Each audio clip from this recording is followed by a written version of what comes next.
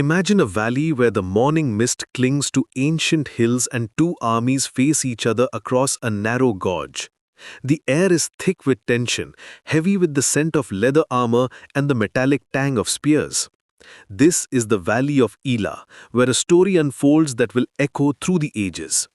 On one side stand the Philistines, their bronze shields gleaming like scales of some great beast. The champion, Goliath of Gath, towers above them all. Picture a man so massive that his shadow could shelter a small family. 9 feet and 9 inches of pure intimidation, wrapped in armor that weighs more than most men could even lift. His spear shaft is thick as a weaver's beam, its iron point alone weighing 15 pounds. For 40 days, morning and evening, his voice booms across the valley like thunder rolling through the mountains. "Choose a man for yourselves." He rose, his words carrying the weight of absolute certainty. "Let him come down to me. If he is able to fight with me and kill me, then we will be your servants. But if I prevail against him and kill him, then you shall be our servants." The Israelites tremble. King Saul, tall and mighty in his own right, feels small before this giant. His bravest warriors, men who have faced lions and bears, find their courage melting like wax before fire. Day after day, the challenge hangs in the air like a curse no one dares to break. But then, something remarkable happens. A young shepherd arrives at the camp, carrying bread and cheese for his brothers who serve in Saul's army. David, son of Jessai, barely old enough to grow a proper beard, hears the giant's blasphemous challenge. And something stirs within him, something that has nothing to do with the size of his muscles or the weight of his armor.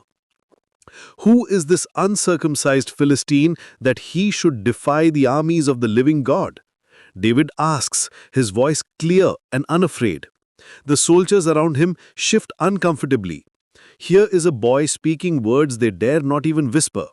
But David's eyes burn with a fire that has nothing to do with youthful bravado. This is the same shepherd who has faced lions in the wilderness, who has wrestled bears with his bare hands to protect his father's flock. Not because he was fearless, but because he knew who stood with him in those dark moments. King Saul, desperate and moved by the boy's courage, offers his own armor. But the bronze plates hang on David like a tent on a tent peg. The helmet slides over his eyes, the sword drags on the ground. This battle will not be won with conventional weapons. Instead, David walks to the brook that runs through the valley.